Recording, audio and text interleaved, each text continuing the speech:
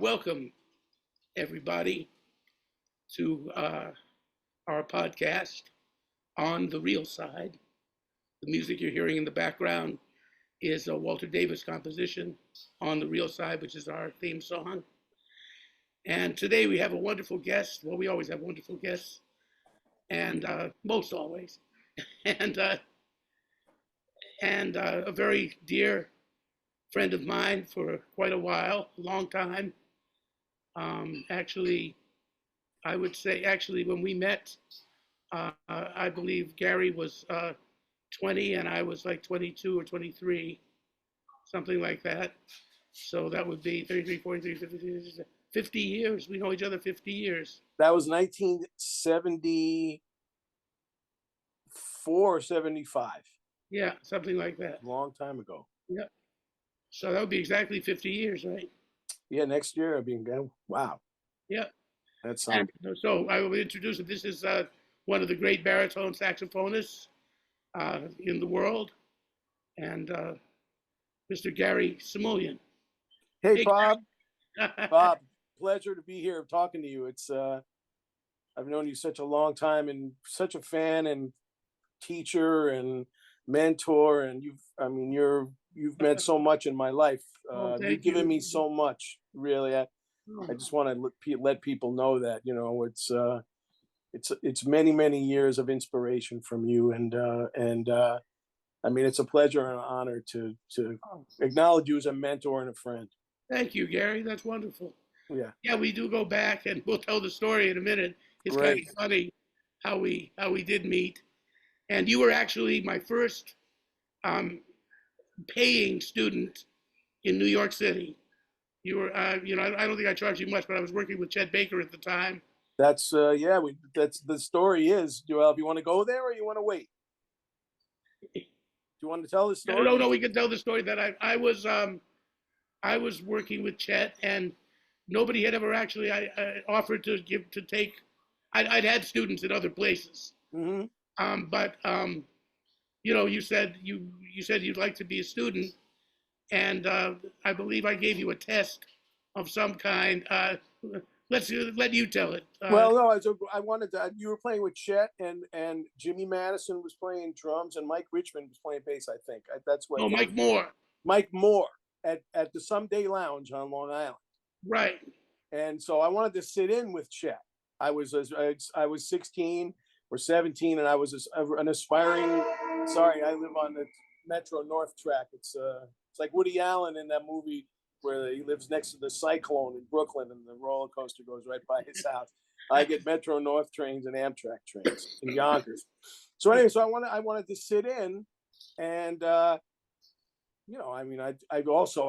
had really long hair and like a lumberjack shirt, and I didn't exactly look like a hip jazz musician. I looked like I think my mother thought I always looked homeless. She's like, "Why are you going to leave the house looking like that?" Anyway, I had really long hair and a karate shirt, ripped pants, and so I went and I asked her. I said, but I was serious. I wanted to play, and I asked her. I said, "Could I sit in with Chip, with Mr. Baker?" And you said, "Well, come over here." And there was a jukebox, and you made me sing the entire Charlie Parker with Strings Just Friends solo from beginning to end, and I could do it. And right, I think I think you were a little surprised. But after that, you let me sit. You let me play. I played a couple tunes. "And Never Be Another You," a blues. Chet sang. I think I played about 3 or 4 songs, and then I asked you if for lessons, and then that was kind of the start of it all. You were so nice. You were so nice to me. Well, thanks. It was easy. You were a lovely kid. And you were playing alto at the time. You hadn't played baritone yet. No, it was many years off. And, I had this steady gig with Chet. We had 2 steady gigs in Manhattan. We were working 5 nights a week. We were doing Mondays and Tuesdays at Strikers up on the Upper West Side, 86th and Columbus, I think. And then we had 3 nights a week at a place that Hod O'Brien owned for a while called St. James Infirmary. Oh, yeah. And I remember you coming down, and we would have our lessons on a Wednesday or Thursday, one of the days that I worked at St. James Infirmary, and I'd bring you to the gig, and you'd sit in with us with Chet after you'd stick around, and then the second or third set we let you play. Let me play a few tunes. Yeah, Chet was also very nice to me. I mean, that's that was a nice lesson for me to see that that this was an accessible world if you were serious. That's a good way to put it. It really is. It's that was the beauty of it. Well, jazz in a way is you have these stars, but they're right in front of you, and they've got some time between sets. If you ask the right questions, or then I found it almost everybody was accessible and friendly that I met. Yeah, same for me. I always found, if you were like genuine and you were kind of a humble, quiet person, and everybody I met was always very cool, and would spend time with me. I remember the first time I heard Phil Woods at the Jazz Museum. I mean, I was a Phil Woods devotee too. I was like, oh, you sounded like Phil. You sounded a lot like Phil at that. He was my hero. I mean, so I heard him play quartet with I think it was Bill Goodwin and Steve Gilmore, and it was might have even been Mike Malillo at the time, or maybe Hal Calper at the Jazz Museum. And Phil spent the whole break with me in the back, talked to me. I mean, it was like I walked out of that place, man. My feet didn't touch the ground for 6 months. That he was just so incredibly, just answered all my questions and hung out with me. It was like, wow. And so I've always tried to remember of that experience when, a lot of things have changed. I never expected all of this kind of stuff in my own career to happen. For things to be, I'm working as a jazz musician and saxophone player, and I get students come up to me the same exact way I was when I was a kid, and I always remember that story and try and really be the same way. Devote time and effort and listen and try to be like, and try to be open, and because I remember what it was like to be on the opposite side of that, being a kid and being in front of someone who's playing you love so much, and then being receptive and really open and kind. So that was a really amazing lesson for me, and I've always tried to live my life that way to try to give it back. Yeah, I mean, I found that too, and well, we were talking about generational things too, and one thing we were talking about was I told you I saw this little thing on the internet which I haven't actually gone to yet. It was on YouTube. It's on my list of something to check out. It said why Generation Z doesn't relate to music. And, I just think there's been so many years that there haven't been songs, that the idea of a song, I was thinking like the other day that, because, I have a 17-year-old daughter who's about to be 18. I say, well, what do you and your boyfriend, what do you listen to, music-wise? She says, we really don't listen to music very much. I said, you mean there's no soundtrack to your romance? There's no, even if it would be hip-hop or heavy metal or something. She says, well, we like different kinds of things, and there's so many different kinds of music. I said, that's funny. You don't have anything like that. And I was thinking that these songs that we're playing, you know what I mean? Like if you play How Deep is the Ocean, that I said, well, that song was written at least actually more than almost 100 years ago. Yeah. So 80 years ago. And I was thinking, well, if you were in the 1940s and everybody was playing swing and they were playing these kind of standards and Duke Ellington and you were 80 years and you liked the music of 80 years before that, you would be playing songs from the Civil War. Stephen Foster. Right. And that's kind of a, an unusual thought that I had. I said, wow, that would be like you'd be sitting there and everybody saying, hey, let's play All the Things You Are. And you're saying, hey, how about tenting on the old campground? in F. Yeah. No, the thing is, I think Camptown races. Well, Dixieland did play that. That's true. You did have those in the. I think a lot of this has to do with the easy accessibility of everything in the world. You don't have to find anything. You don't have to work for anything. Everything is at like a push of a button. The whole world is at your command, and you don't really have to. Because of that, I think there's a sense of curiosity about kind of anything really, unless unless there's something that grabs you in some way for young people. I think it's really challenging in a lot of ways because of the whole world of music is on Spotify and Apple Music and on YouTube, and everything is there with the push of a button.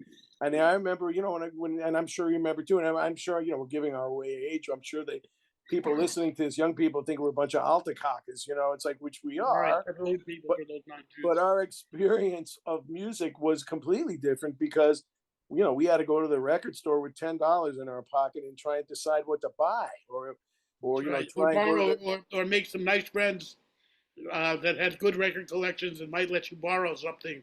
yeah. So we were talking about That we like didn't have the things. music not having relevance in young people's lives anymore.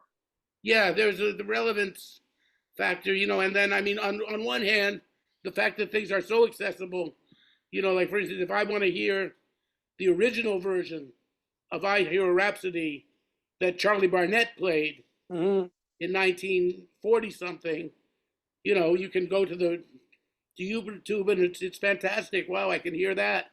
I can hear 20 versions of Deep Purple, and before there would be maybe one version you knew, and maybe you heard Sarah sing it or something, and that was it. And so the fact that there is arts things that are so accessible is a really good thing. On the other hand, though, that all these ways of playing jazz, I have these students come to me. You probably have the same kind of thing, and they're so confused by all the stuff that's out there for them to to learn from. I mean, there's like, the book says that in playing a 2/5, I need to use the iambic Phrygian altered. Right. You know, Right. Yeah. No, it's confusing. And everything you need is on records. You don't really need a lot of a lot of sources of this. It's if you just listen to Charlie Parker, everything is there. You can learn everything from that. yeah, Charlie Parker, Lester Young, Coleman Hawkins, Yeah. Sonny Rollins, all the great players that we Yeah. It's all listen to. there. It's all there, and just then play it in different keys and kind of understand how a basic idea of that there's a tonic and that tunes expand or contract away from the tonic or towards it, and just like learning what a chessboard is and then going out and understanding what the pieces do and then go to the park and play. Yeah, it's essentially a simple process to learn how to play. You don't need a lot of stuff. Yeah, and I think that singing relating to being able to sing things and Yeah, definitely. that type of thing. But so you do have an overabundance of material, and not having had those things, you and I were the last generation that didn't have those things or had a very few of them. So we actually had to do the work, and that was the work. Was the learning away from textbooks and that type of thing. Though we didn't really have. I didn't have any fake books really, or any books like there wasn't a lot of this available. Well, there was no real book. No. And and you didn't bring music to a jam session or to a bandstand. If you did club dates, weddings, and stuff, yeah, those old fake books, which was literally, people sometimes they don't even know what a fake book. They said, why did they call them fake books? And I had to explain that when you didn't know a song and you played it off the top of your head, you had to fake it. That was called faking it. And jazz musicians were basically fakers. If you weren't a reader, you were a faker. Yeah.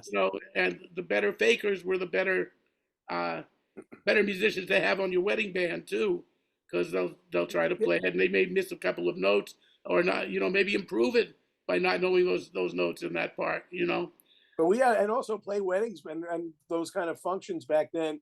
You had to know a lot of horrors, a lot of Italian songs. You had to know like Missouri. I mean, there was like a lot of ethnic things that you had to know how to play. You had to play the gig, and you were playing lots of like besides playing top 40 and compadre Juan. You had to know merengues and bossa nova, and cha-chas and mambos, and all of those. I had a funny experience when Jaco Pastorius' best friend, one of his best friends from grades, they even got to, I think, junior high together. Sam Kyoto, he's a bass player in Miami. Very nice bass player. And Sam got married, and he hired a band. And the band he had for his wedding was Ira Sullivan, Tony Castellano on piano. Yeah. Yeah, and he had Don Kaufman, very fine bass player who just passed away, and a drummer named Eddie Crissetti. And Jaco, being his best man at the wedding, was also he was a guest, and of course he sat in with the band. And so I remember he was there with his tuxedo with sneakers on. That was great. And so we sat in, he sat in and he played like oh yeah, that was funny. The first set, Ira says, we're going to play Daddy's Little Girl, and we're going to play, some wedding, we'll have to do a line dance. And Sam goes, no. Everybody said that this is going to be, we can play jazz. We're not going to play some Ornette Coleman, but we'll, keep it down, but polite, nice jazz, and that's what we'll do. So okay, we have a nice first set, and we do this, and then Sam says, some of the older people here, some of the people, they're hoping that we'll do like Never on Sunday and some things like that, and more Cherry Pink and Apple White and all those. Yeah, stuff. Right. Cherry Pink and Apple White and maybe a polka and this and that. So, so we're playing some jazz, and Jaco sits in on a couple tunes, and then somebody requested the Beer Barrel Polka, and we started to give the bass back to Don Kaufman, and Jaco says, "No, man, I've never played a polka." So I want to play the polka. So okay, Jaco, sure. So and there's a couple of modulations in it that are kind of funny. Yeah, Beer Barrel Polka goes to the fork, right? Yeah. So now Jaco, he's getting lost because he's trying to figure out as we're playing where it goes. He's looking at Tony's left hand to see where that's going and this and that. And it doesn't take him long, but there's moments there where it's pretty nebulous, And then finally, because he is such a wonderful musician, he, after the second or around the third chorus of it, he now has got it. So now we're going do do do do do dong dong ding dong, playing all these wonderful fills. That's great. And yeah, Tony used to have a tape of it. I don't know what happened to it. Oh, it's got to be a video, or there's got to be some kind of tape. That would be. Yeah, no, it was. But anyway, that was. So when you played that, and the other thing is the way I learned harmony too, is I'd sit with these tunes, and the melodies were right, and the changes were always wrong. Mm-hmm. Or you'd sit and play the melody on the piano, and then figure out what the blowing changes would be, or the practical changes, would be when it said diminished. 3 diminished chords in a row, you figured, well, there probably is not that. Right. Yeah, you had to study harmony, and the piano is a valuable tool in that. Yeah, so we had that, but those were the tools that we had, and you had to get next to a good piano player, or somebody like when you were young. Did you have we'll get into your whole yeah. Of it, talk about that growing up on Long Island, yeah. Did you have any cats like, once you started playing? Well, I grew up with so many great musicians on Long Island. We found a community of each other, like as teenagers, like Gerard D'Angelo, great pianist, Gary Dial, who would play with Ira Sullivan, and Ira and Red Rodney, and Jeff Hirschfield, great drummer. And Lynn Christie on bass, Steve Hoffman on drum. So we found, and Glenn Drews and Billy Drews and Kenny Werner. And these are all like childhood friends that we had. We all grew up together. They were all on Long Island.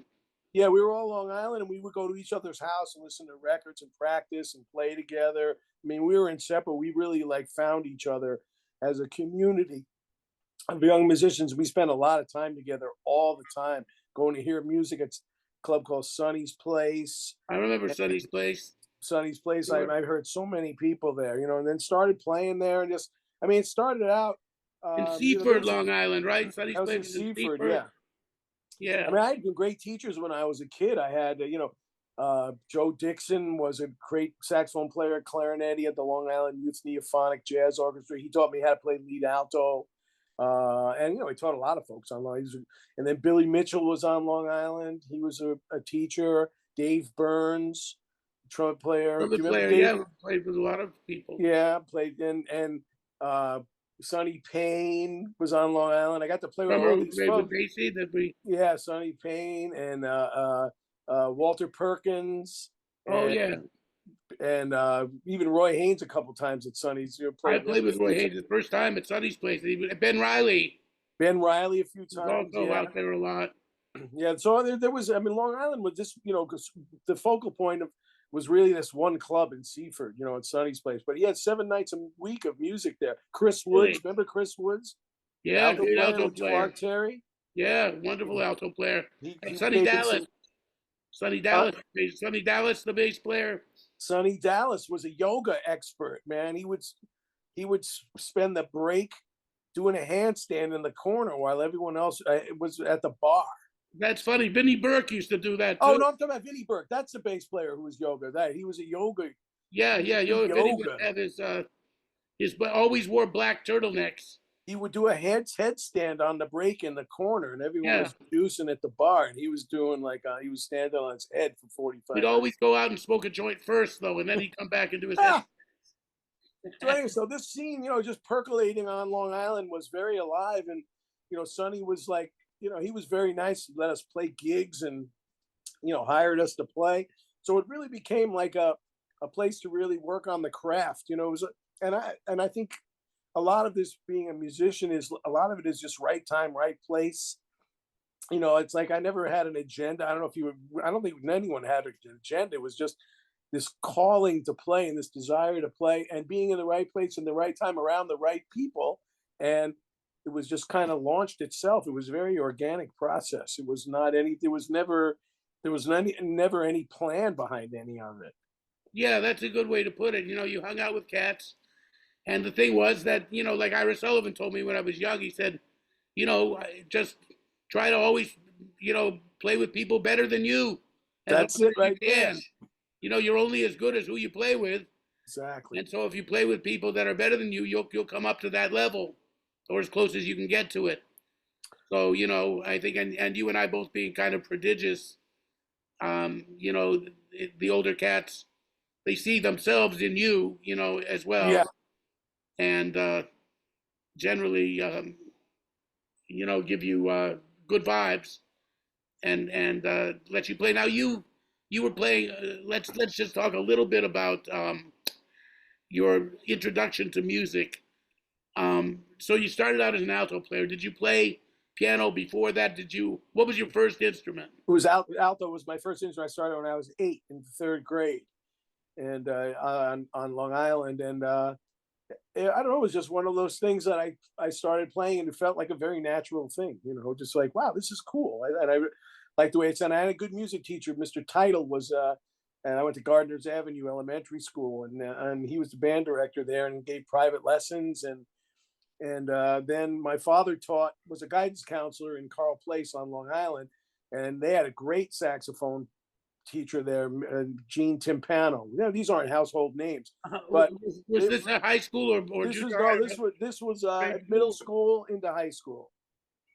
So instead of playing classical exercises or classical pieces, Mr. Timpano used to come by with these books, like we would play Just One of Those Things and All or Nothing at All. We would just play tunes. He introduced me to these songs, which was really cool. These guys who are, that's the beauty of the, like the unknown soldier, like the unknown educator. Yeah. Always these guys. There was a guy in Miami Beach when I went to my Beach High. I went to several different high schools, New York, Miami, Ohio, moved around a lot. But Joe Brindisi was and Joe was a really good alto player. And he brought in, he was always practicing solos after school. And I was already playing a little bit, Yeah. I knew who I wanted to, I was hip to jazz already. I'd been singing solos. And so I started playing when I was 13, the alto. And But Joe would be playing like trains like Someone in Love solo Wow. or some Stan Getz, solos, and he had them kind of. It was the first time I saw solos written out. I'd never seen a transcription. I've been taking things off of records a little bit, but it Sure. was off my ear. And Joe actually had these things, and we would play them together with, in unison, which was great. And he had this one thing called Opus in Pastels, which was a Stan Kenton thing for the saxophone section, and just the two alto parts.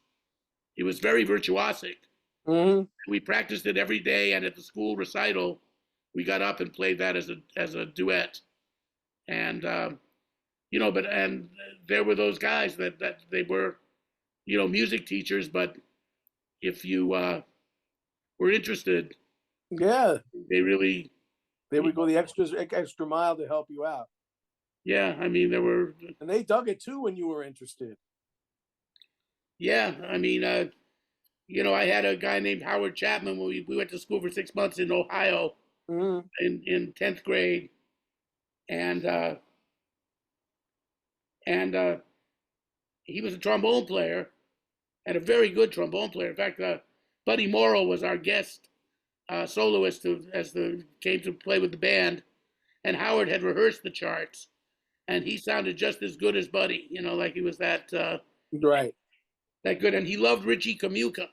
Whoa. As far as tenor players go, Yeah. he would say, "You got to dig Richie Camuca," because I like Zoot, and Albert was so hip to Richie, and I ended up studying with Richie when I moved to New York. You did? The guy I called was Richie Camuca. Wow. Yeah, and I learned a lot. Richie used to bring me to the Griffin show, and backstage, I got to mingle with the cats in that band, like, Jim Hall and Brookmeyer and Bill Watrous Right. and Saul Schlinger, and all of those, wonderful Bill Berry. Mm-hmm. It was great. So Richie was another story. That Hank Jones too? Was he playing piano? Was Hank playing piano? No, Hank was with the CBS orchestra. Oh, okay. He wasn't with the Merv Griffin show. This was Mort Lindsay, who I think was the pianist and the conductor. He was the leader, yeah. He might have been. And Ross Tompkins was the Tonight Show. Right, okay. I remember that. But I believe it wasn't Hank Jones. I didn't know Hank at that time. I got to know him later. So now, do you remember the first music you were attracted to? I mean, the first record, you remember the first record you went out? I do. I remember the first. So I was into like, jazz was, I wasn't really that, into it. I didn't even know what it was. So I was listening to like Emerson, Lake and Palmer and King Crimson and Frank Zappa and, Captain Beefheart and all this wacky music. So I have another story. So I went to Long Island High School, and my best friend, he was Peter Schmidt. He was a clarinet player, and his father was Fred Schmidt, who played French horn in the original New York Brass Quintet with Harvey Phillips. Oh. And Peter's brother, Fred, was into like Sonny Chirac and Calvin Keyes and all this, really kind of more like on the avant-garde, loud guitar, outside, like kind of like outside funk, like outside funk, like, so he was into that, and Colt, like, late Coltrane, like and Blood so Almer, like, yeah, but like that. The first thing I heard, I was channel surfing, just flipping through the radio, and I heard Fats Waller playing African Ripples, so and I said, what was that? And it turned out to be part of a show that Ed Beach, who was one of the great jazz disc jockeys of all time on WRVR, that Just Jazz, and I was like, wow. So, and he came out with that voice, Ed Beach, so he did a week. That was a week of Fats Waller, because he had the show Just Jazz, where he would play one artist, for 5 nights in a row. So that was my jazz education. I would listen to Ed Beach religiously, man. I didn't miss a night. Ed Beach was everybody's jazz education class. I mean, the Ed Beach, I had the same experience. I mean, if I wasn't working or going out to sit in with somebody, unfortunately, you couldn't tape shows in those days. You couldn't. There was no archive. Didn't have their, wouldn't have been amazed if we had that archive. And he would really stick with the kind. The beautiful thing about Ed Beach too is he talked just enough. Mm-hmm. He never lost the continuity. Like there were some other very great DJs who knew a lot, Mm-hmm. and you know, we know who they are. And then sometimes they would get into it so much that you start to forget who you were listening to, you know, because they gave you every detail I of know. I dug that too, though. what color socks he was wearing. Which I mean, I like that as well. I really like that a lot too. But you know, I mean, we like all the facts and all the Right. all the little factoids you call them, you know. But Ed Beach was incredible. I mean, just wow, my man, like, and then the theme song, you know, "So Do It," Wes Montgomery, that would come on the radio. Ed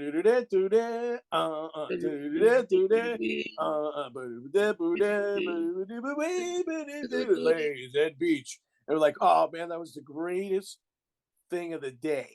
Like when that would come on. yeah, that was it. That was the time. And you know, and I mean, he would, yeah. So I understand. So you heard this Fats Waller record, and that was your first time really hearing. That was the first jazz I ever heard. Was African Ripples, which is a solo piano piece, and that was it. That was down the rabbit hole I went. How old were you at that point? I was probably 14. So you'd been playing alto. I've been playing alto since I was 8. Yeah, and then you were playing. You were listening to the funk, Sonny Chirac, and some out things, but you weren't. I was listening kind of like Jelly Roll Morton because Pete, my friend Peter, we were into like early jazz, Jelly Roll Morton and you know Louis Armstrong, and King Oliver, and then the other, you know, Peter's brother was listening to Sonny Chirac and Sun Ra, and those all this. So it was like so I kind of worked backwards, you know, forwards and backwards, and then found Lester Young and Burr. So you know it was discovery, but I started kind of at opposite ends of the history of it. Yeah, that's interesting. I think, and it's funny. You and I are only about 3 years apart. What am I? 3 years older than you? I'm 68. I'm 72. I'll be 73 in March, and your birthday's in April. Yeah, I'll be 69 in April. You'll be 69 in April. Yeah, we're close. About 3-4 years, but it's funny because those years were just funny. That I was like more like the Everly Brothers and Buddy Holly. Yeah. And that kind of stuff. I played guitar at the time, and you know, and then Little Richard, right, and you know Jerry Lee Lewis, and Little Anthony and the Imperials, and those kind of Dion and the Belmonts. Yeah, yeah. But just a few years later, 4-year difference. We're like, and then we were like, I was into Frank Zappa and Captain Beefheart. That's a total different world. Lord Buckley, and you know all this like wacky. Yeah. Like you know, it's like I didn't really listen to that. What you listened to, I never. That was like really far away from what I was into. Well, the Beatles came out in '64. Yeah. And at that point, I had started to really listen to jazz. I was 12, and I started listening to Lester Young and Bird and all that. So when I kind of liked the Beatles, you know, to some extent, but I didn't like. I knew my music was jazz at that point, but you know, but it's funny just how quickly those things change. You know, it's also funny how fame. We started to talk about this before we started recording a little bit, like from generation to generation. Somebody that was really the rage at one point, or the it girl or the it guy, is sort of neglected. You know, I mean, a lot of it has to do with, let's say, with the jazz education. What I find, you know, is that kind of have the codified system of who were the great players, and it's almost uniform throughout jazz education. You know, when you do master classes and stuff in different places, like everybody, if you say, well, do you know Chris Potter? They would know Chris Potter because he's contemporary. Mm-hmm. He's one of them, and you know he's a terrific player and everything. But yeah, kids know him. But if you say Johnny Griffin, maybe 5 kids out of 28, you know him, and then I say, who knows him on something else than the Monk record? Is that where you heard him? And they'll say, yeah, and then maybe 1 or 2 say, oh, I have something else by him. Mm-hmm. He made like 200 records or something, you know, and so, and, you know, and people like Zoot, who in my time, you know, when I was a teenager, Zoot Sims and Al Cohn were to me like rock stars. Oh man, the greatest. You know, and now there's very few people that, well, I've heard of him, or, you know, this kind of thing. But yet, you know, so. But that's also Charlie Parker. I mean, you know, it's like, yeah, I heard Bird. Yeah, but did you hear Bird? Yeah, that's Yeah, no, it's like, oh yeah, I've heard a couple things. You know, it's Bud like Powell too. that's not it. Bud gets short shrift. Well, in general, you know, like media is funny. Like I was one day we had a Paul Newman salad dressing, and my my ex's cousin, who like is a New York, grew up in New York, and is about was in his 20s. This is about 10 years ago. I said, "Oh yes, that great master chef Paul Newman," and I said it as a sarcastic. Though I like Paul Newman's products, they're fine, but you know, just saying, "Ah yes, that great international chef," and I chuckled, and he's like, "What are you laughing at?" I said, "Well, you know, he wasn't really known as a chef. I mean, that was a later thing, charity he made. Yeah, well, what was he?" I said, and I Cool remember Hand Luke. He was Cool Hand Luke. he was Cool Hand Luke. He was the hustler. He was the Oh man. thing. He was, you know, I mean, all of these. And I started running down the movies. Well, didn't you see? And I'm going this. And finally, what he had seen was the Coen Brothers movie, The Hudsucker Proxy. He said, "Oh, was he in that? I think I remember him." And I'm like, you know, the guy. That's like a minor movie for him too. It's Yeah, like that's what I mean, you know. And kind of at the end, right? so I didn't ask him if he'd ever heard of Errol Flynn. I know but I think you have to, yeah, Errol Flynn or Groucho Marx or W.C. Fields. But I mean, it's like I think it's a fine line to walk to, like, not to sound like an old guy. I try not to do that. You know, to Me like, too. Yeah. don't you know, trumpet player Nick Travis. Man, Nick Travis was great. I love, it's like, but it's like it becomes a little lectury for me, like to try and because I found out a lot of these people without anybody telling me because I was curious. I wanted to know. I'd buy a Phil Woods record or his Al Cohn record with Nick Travis. Hey, who's Nick Travis? By the way, you know, Nick Travis and my father got fired from Horace Heights band together Really? for smoking reefer. Yeah, my dad's a trumpet player. Oh man, that's far. I didn't know that. And he was lead trumpet with Horace Height. Wow. And Nick was on Horace's band too, and he was like Horace Height was like Lawrence Welk. You didn't smoke or drink or do anything on the band. It was in the contract. Right. And he broke the contract. And they were late. They were late arriving, and so he fired both of them for being late. And that's a great story. Funny, but that's where. Anyway, so I think a lot of this is really a process of self-discovering for yourself.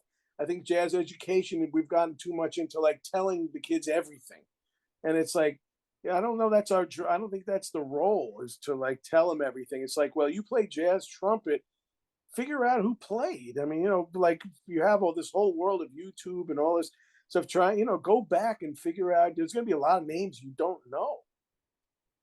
Yeah, I don't want to tell you everything. Yeah, well, just to tell them. Yeah, I mean, to tell them. I mean, even Art Farmer is not. Oh, forget nobody knows an Art Farmer. That they don't know. So there's that. Now, when did you discover the baritone?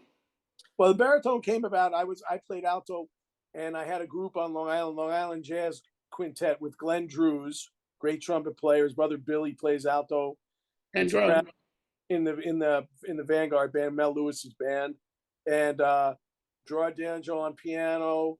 At that point, it was Lee Hudson, who's great bass player, beautiful bass player, and Jeff Hirschfield on drums. So we were playing gigs. We were actually busy. We were working a lot on. And you were like 14. You said no. I was at that point. I was in my 20s. Oh, I was 22. It was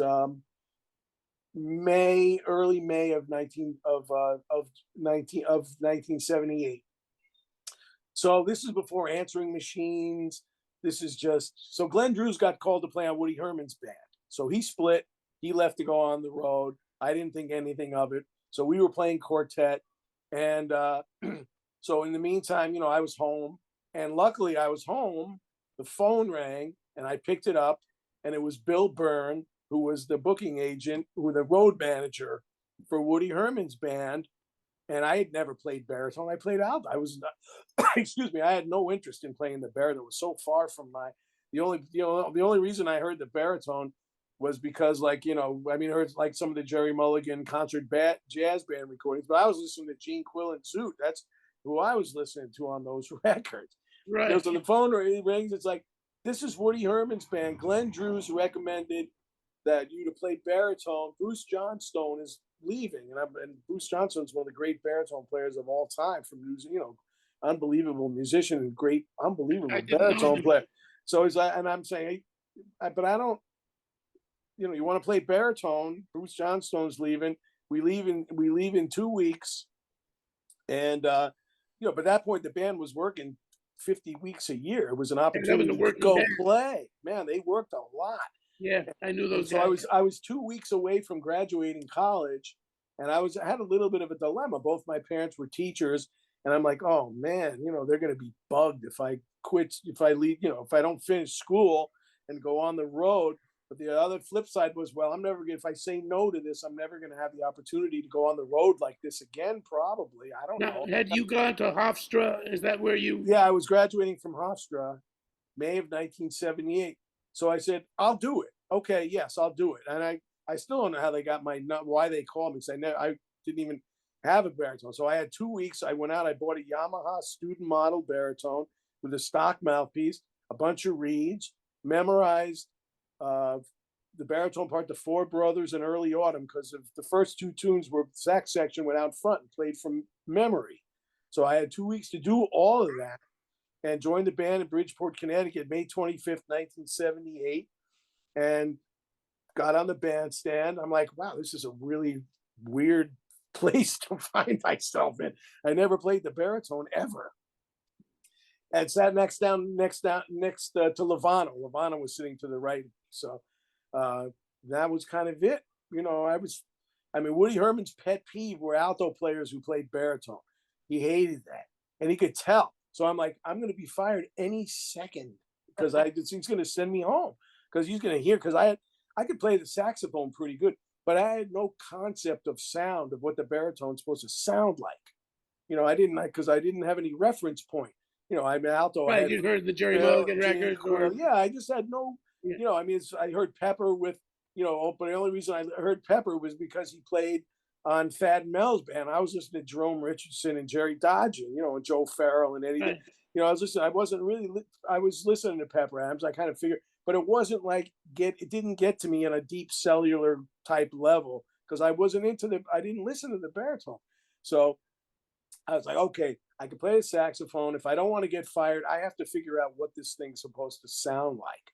So that then it became like kind of figure out sonically what is a jazz baritone, what does it sound like? I had the chops, but I had no concept of sound at all. But Woody, I didn't get fired and stayed 2 years, and that was it. That was my transformation to a baritone player. I never played the alto again. It was really that's interesting. It was just a job opportunity. Seriously, it was an opportunity to work. It was not like this deep, profound wish to play the baritone. It's like, oh, I always wanted to play the baritone. It was none of that. It was just, you want to go on the road. This is the bread.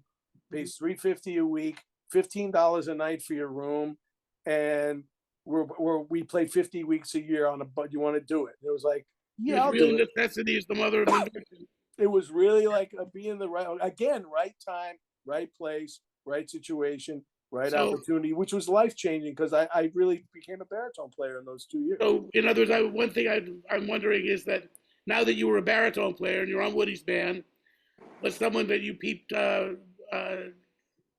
Shaloff? Was that something that who did you start to listen to when you realized you needed to have a baritone sound?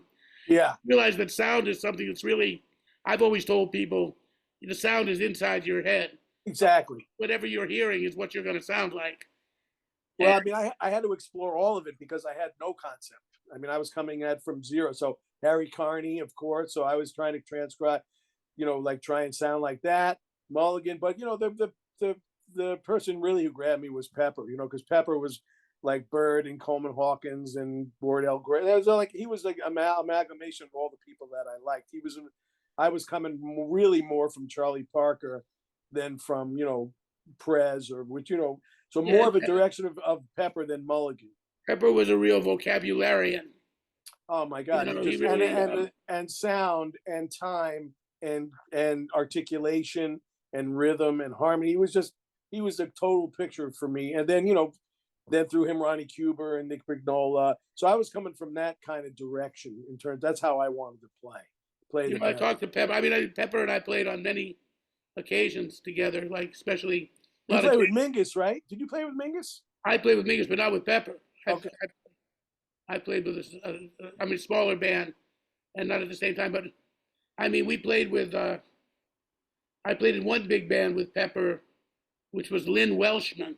Oh yeah. He had a big band with a lot of Jackie Byard charts, Okay. as well as Lynn's writing, which was really good. Mm-hmm. And I just made a couple of. It was a rehearsal band. I never worked a gig, but I remember I had. Pepper was in the saxophone section, and right behind my ear, because the trombones sit right behind the saxophones, Jimmy Nepper. Yep. So to hear Jimmy Nepper playing third trombone parts beautifully in my ear, it was lovely.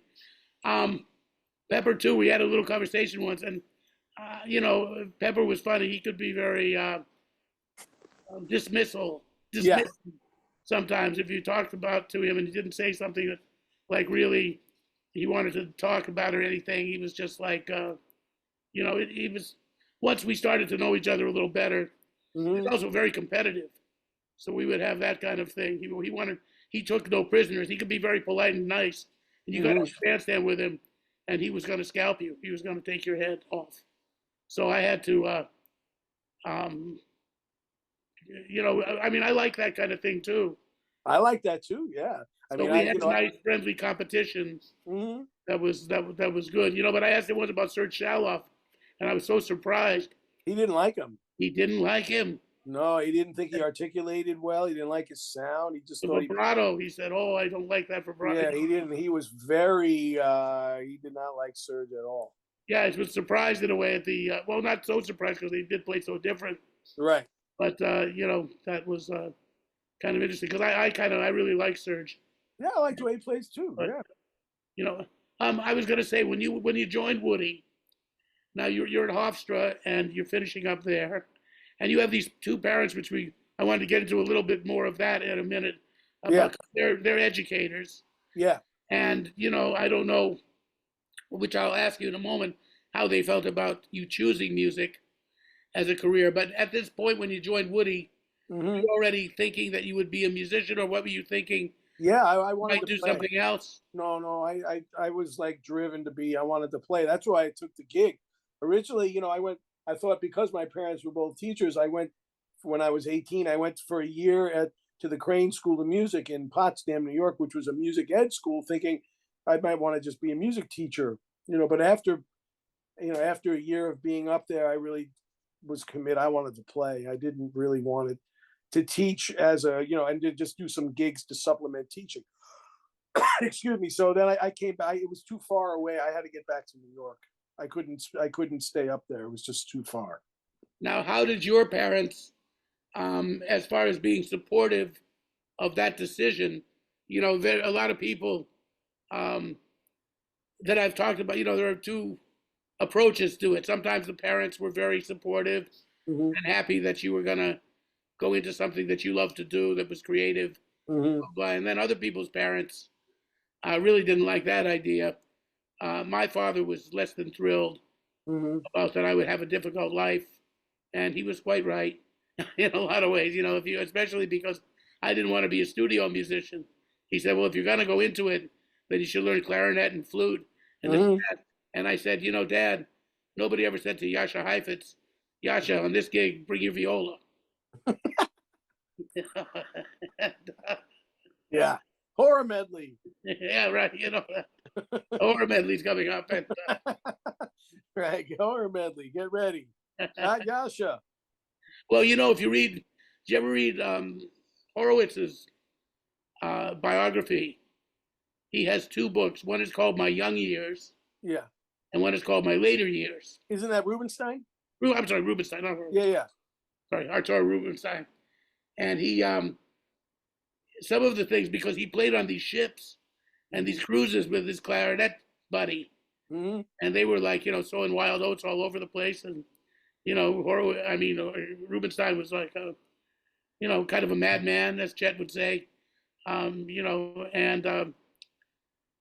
it's almost the equivalent of playing club days, because they're on these cruises and people aren't really always listening, and they're playing for dances, and so there was a little bit of that going on, which was funny in the classical world.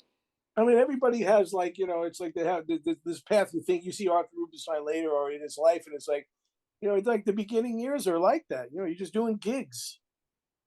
Yeah, and so, how did your parents feel about your career choice? Well, my folks were, being both teachers. I think maybe inside they were feeling like, well, you might want to just have a teaching degree, but they never vocalized that to, like in a very serious way. They never dissuaded me.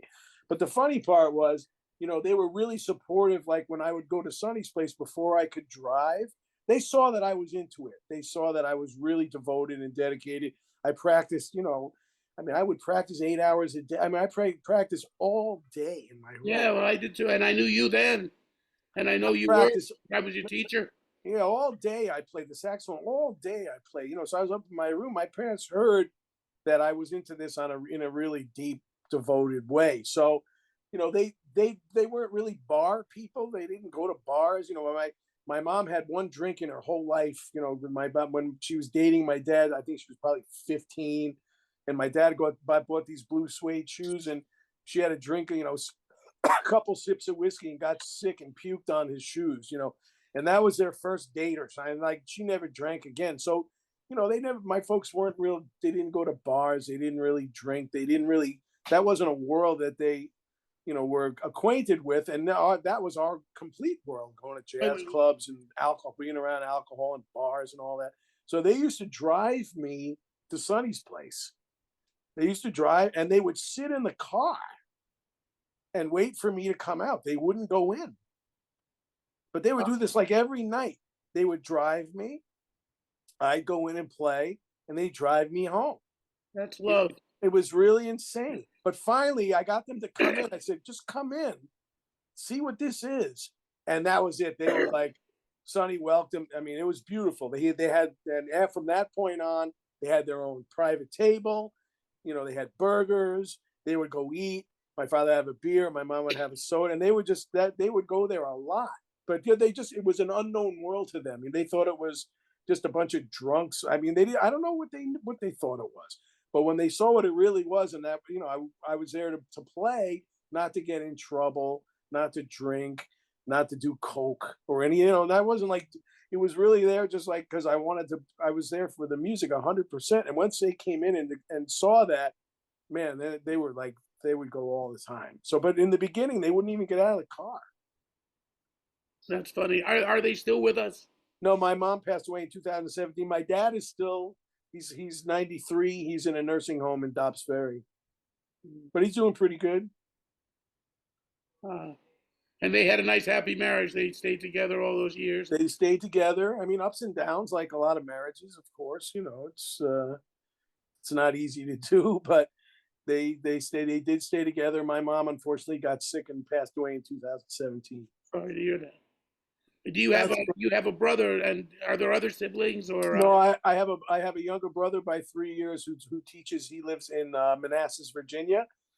He and his wife, and he's a teacher. So as well, he teaches at an elementary school in Virginia. So, but I think he's getting ready to retire, and maybe in, I don't know, next year or two, and he's moving on. So and my brother's actually a Beatles. My brother's he loved the Beatles like probably his whole life, and he has an amazing Beatles collection, like worth a lot of money, like records and memorabilia, like rooms and rooms and rooms of Beatle memorabilia and records. And I mean, it's really an amazing collection of music, man. He's been collecting Beatles memorabilia and records his whole life, pretty much. It's like really astonishing, man. It's amazing. Wow, I mean, go to a museum, I mean, a lot of stuff is really, it's pretty incredible. So, then from Woody's band, is that when you kind of decided to move into town, into the city? Because you'd made some connections on Woody's band, right? I mean, Yeah, Joe yeah. was moving to town, and So we did one tour in '79. We played opposite Thad Jones and Mel Lewis. So we played a bunch of gigs together, and we'd play a set, and then Thad and Mel's band would play a set. And the band had Rich Perry and Dick Oates, John Mosca, Charles Davis was playing baritone. I think Rufus Reed, Harold Danko, oh, that's one of the best Earl bands Woody Gardner. had in modern years. That's No, that was Thad and Mel's band. oh, Better Mel. Okay, wow. Because I'm Yeah, like, yeah. So that was, so we played a set, and then and then Thad and Mel's band. So we like did a bunch of festivals together like that, and I got to meet Dick and Mel, and so it was just another right time, right place. This is all my whole life has been like just people hearing me at the right time in the right place, and so I got Mel, and Mel said, well, when you come back to New York, give a call and you could start subbing. So I left the band. I stayed for 2 years to the day, May 25th to 1978 to May 25th, 1980 in the band. So I moved back to New York. I moved to this building on 10th Avenue between 34th and 35th Street, which was like a musician's building. We had all the apartments were musicians. We played I all kind of day remember and that all building. night. Who 440 lived in 10th there? Who Avenue. lived in that building? Jeff Hirschfield, Frankie Dunlop moved in later on. He was playing. The whole second floor was drummers. And great saxophone player Ken Hitchcock, Eric Turkel, great baritone player Paul Moen, who played with Lionel Hampton. Yeah, I remember Paul Moen. Yeah, so he got me on Hamp's band. And so we played all day. I mean, Tom Whaley, who played with Mose Allison, great. Do you remember Tom Whaley? Do you ever play with? Sure. He was good friends with Benny Wallace. Yeah, he and Benny Wallace played all the time. So that whole building was filled with. In fact, I went over there with Benny a couple times to play with Tom Whaley. In fact, I just was talking to somebody, I think maybe Oates. Yeah. That's that a couple weeks ago. How is Tom? Is he still with us? I think Tom's lives in, I'm not really sure. I think he's somewhere in Pennsylvania, but yeah. So Tom Whaley he had the best gig in New York. He was a walker. A lot of people don't even know what that is. So a walker there was a show called The Best Little Whorehouse in Texas. Oh, a walker, yes. So basically the union then, there was a minimum number of musicians that the pit had to have. So say like the music was written for 24 people, but the union contract was for 27 people. So they had to hire 3 people who didn't play, who got paid a full salary anyway, because just to fulfill the contract. So Tom Whaley was a walker on Best Little Whorehouse in Texas. So every day he would walk to the theater, sign his name, and walk back and get paid the same as everybody who played the show. It was the best gig in New York. And once in a while he'd have to play. I think he was probably on call because he was a walker. So I don't know if he could go on the road that much. I always wondered if there were walkers that just kind of walked from show to show. Maybe. I mean, there were people probably that's what their gig was. They just, they never. It was just basically a contractual obligation that that the union had established at these theaters. Now that's all of course, that doesn't exist anymore. So we used to play 24 hours a day in this building. Man, Sal Nistigal came, and I mean, so many people came through, and it was just, man, it was incredible. So you get to know Sal? I did. I got to play with Sal a bunch of times. Greatest. Yeah. Nobody played like that, man. He was like such an incredible saxophone player. Yeah, and a funny guy in his the best. In his sad way. He was. Well, I think that was like upstate New York, Italian. There was a vibe, right? Yeah, there was a little cynicism. Joe Romano, all those cats had that type of. Yeah, exactly. Nick Brignola, Salamico, I mean, just all the way across that New York corridor from Albany to Buffalo. Yeah, there was a very good saxophone player from another one from up there that used to burn the sessions up. This cat, Don Menza. Don Menza, but there was from Buffalo. Yeah. Anyway, there's Sam Noto. Yeah, Sam Noto, all of those cats, and it was just great. Played so great. Yeah, and Sal was quite a guy. great. So this building became this kind of scene in New York, and that where people would just come in and out. We just played all the time, and then so I started subbing at the Vanguard. Gary Prebeck was playing baritone, but I think he wanted to move over to tenor, and eventually the tenor chair opened up, and so he moved over, and then Mel offered me the job full time. That was like mid 1980, and that was it. I'm still playing there. It's 44 years later, still playing with the band. And those folks became, Dick Oates, Ralph LaLama, Rich Perry. I mean, we've been in that section for over 30 years without a personnel change. So it's been really, it's been pretty incredible to establish a sound as a section. That's lasted a long time. Yeah, you guys sound great. And then you had Dave Holland and Carla Bley experiences, like kind of some experiences on the. Well, I did one record for Carla Bley, and I loved her, and Steve Swallow, and that was, oh my God, what a beautiful experience, because I loved her. I mean, I loved her music and Steve's music as well. But it was only one record and a couple gigs. It wasn't a very involved scene that it was just really a handful of times in this one record. And then, but then Dave called me. So, and that became a whole, that was another experience that was mind blowing and eye opening and ear opening, because, Dave wrote, he wrote the most beautiful big band music, like self-taught, like kind of a combination of Kenny Wheeler and Billy Strayhorn and Duke, just the most beautiful writing you can imagine. Such a great musician. Oh man, one of the most incredible musicians and one of the most incredible people too. Just that was a high point in my life, was playing with him. Just being around him was just unbelievable, high level in every way. But he would write these vamps, like, so it was Chris Potter, Antonio Hart, me, and every time Dave would hand out a new piece, I'd be like, and if it was in like an odd meter, like in 11, and it was a lot of these vamps that would just go around and around and around and around, and Nate Smith and Billy Kilson and Steve Nelson, and just, they were so comfortable playing these open odd meter form. They're not even forms. I mean, they were formed, but they were just these vamps, and no doubt they would just, it was amazing to me. And I would just, every time they would hand out a new piece, I'd like, please don't make me blow on this in front of Chris Potter, please.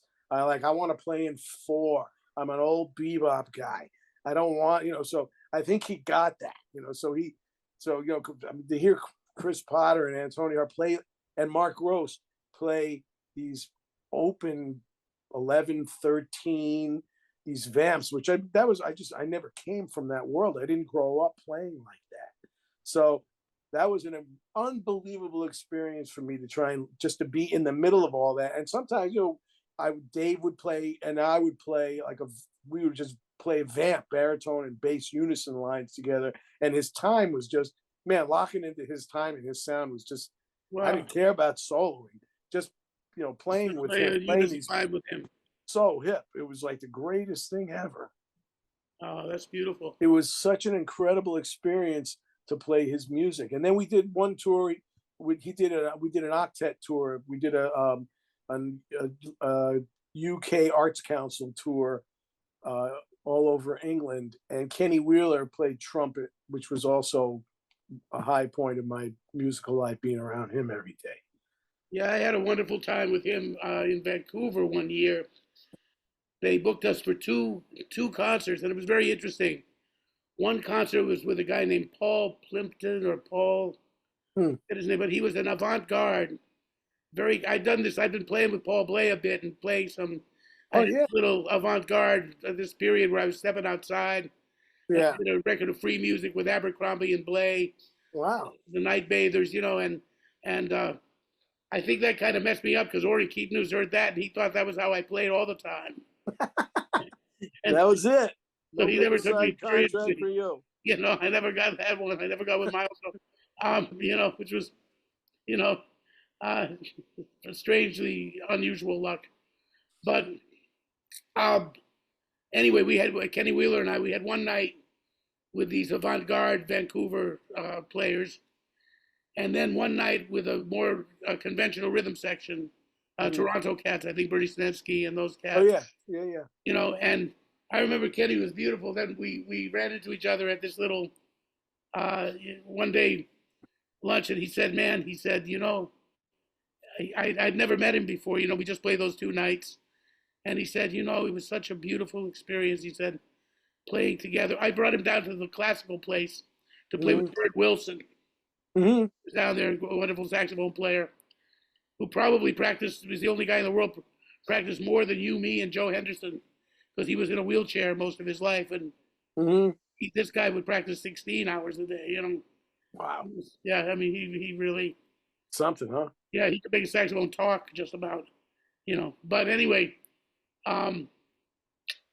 Kenny, we went down to this place and we sat in and played there. And he said, "Man," he said, "you know, last night," he said, "I'll never forget the experience of you and me playing You've Changed outdoors while the sun was setting and this beautiful Vancouver sunset behind us playing You've Changed." He said, "Remember, wasn't that a groove?" You know, he was just so nice about it with that British accent. And yeah, he was a really incredibly just beautiful person. It's just so, you know, humble and gracious, and but one of the best musicians of all time, without a doubt. yeah, I had a ball with him. I realized the depth that he. Oh, heavy, just beyond. You know, I guess he was Canadian, but he sounded Yeah, like British. he was Canadian. I Yeah, think he spent so and much time there. It sounded like. and his big band writing was just nothing like it. You know, this record, Music for Large and Small Ensembles, the first 4 minutes of that is a chorale that is just, if you haven't heard it, you should hear it. It's with Norma Winstone on top. I mean, it's to take your breath away. I've listened to it dozens and dozens of times, and it makes me, it's very emotional. 4 What's minutes. it called again? The record it's a double CD on ECM, Music for Large and Small Ensemble. But it's like, and it's a beautiful record, but there's this chorale in the beginning that opens up. It's just, it's the most beautiful thing you'll ever hear in your life. And we should, like, if that's the case, we should take the time to wish everybody, because Hanukkah and Christmas fall on the same day. Yeah. December 25th. So let's wish everybody a happy Hanukkah, Merry Christmas, and a happy and healthy 2025. And just wish everybody peace and you know, good things in life. That's beautiful, Gary. And what he says goes for me too, and for Jesse. And we don't always show things consecutively when we have two-parters. Mm-hmm. Because I'm just explaining that sometimes you wait a little while for part two. But you know, we'll you know, I just wanted to say that. Okay. For a reason.